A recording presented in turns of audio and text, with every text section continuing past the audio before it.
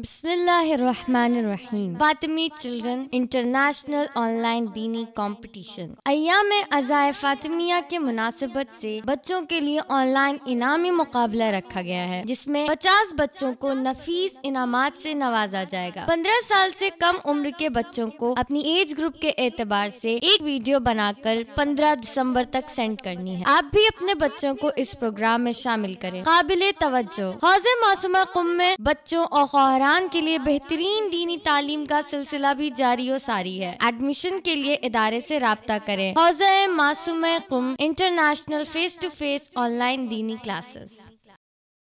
السلام علیکم، my name is رباب زہرا۔ اعوذ باللہ من الشیطان الرجیم، بسم اللہ الرحمن الرحیم۔ قال رسول اکرم فاطمہ بضعۃ منی، فرما رہے ہیں رسالت مآب محمد مصطفیٰ صلی اللہ علیہ وسلم کہ فاطمہ میرا ٹکڑا ہے۔ فاطمہ زہرا صلی اللہ علیہ کے جو سیدۃ النساء العالمین ہیں، بضعۃ خادمین، ابیہا ہیں، مادر حسن و حسین ہیں، زوجہ علی مرتضیٰ ہیں، راضیہ ہیں، مرضیہ ہیں، بطول ہیں، عذرا ہیں، اور کیا کیا بی بی کے فضائل ہیں۔ انسان کے بس میں نہیں ہے کہ جو ان کے فضائل کو بیان کر سکے۔ مختصر یہ ہے کہ کائنات میں جس طرح حضرت محمد مصطفیٰ کا کوئی نظیر نہیں، اسی طرح عورتوں میں بی بی کا کوئی نظیر نہیں ہے۔ بڑی بڑی فضیلتوں والی بیویاں دنیا میں ہیں، مگر زہرا کا مقام اپنی جگہ ہے۔ بقول میر انیس فرماتے ہیں کہ ثانی کوئی زہرا کا نہ ہوا ہے نہ ہوگا، ہاں حضرت زینب کو کہیے تو بجا ہے، یہ وہ بی بی ہیں کہ جن کا کائنات میں کوئی ثانی نہیں ہے۔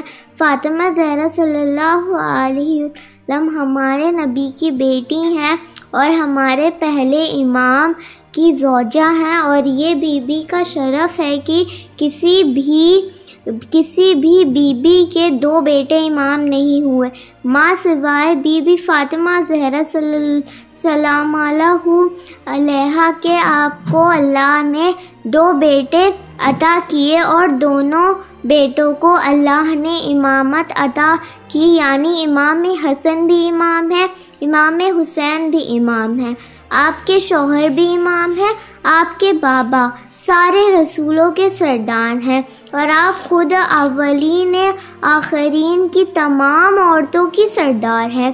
خداوند عالم قرآن مجید میں عجیب انداز سے بی بی کا تذکرہ کرتا ہے۔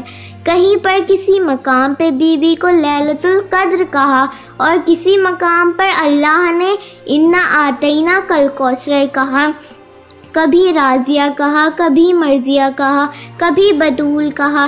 یہ عجیب شان والی بی بی ہیں کہ جن کے لیے پیغمبر نے فرمایا کہ فاطمہ میرا جز ہے، جس نے اسے اذیت دی اس نے مجھے اذیت دی، جس نے فاطمہ کو راضی کیا اس نے مجھے راضی کیا، اور جس سے میں راضی ہوا اس سے اللہ راضی ہوا۔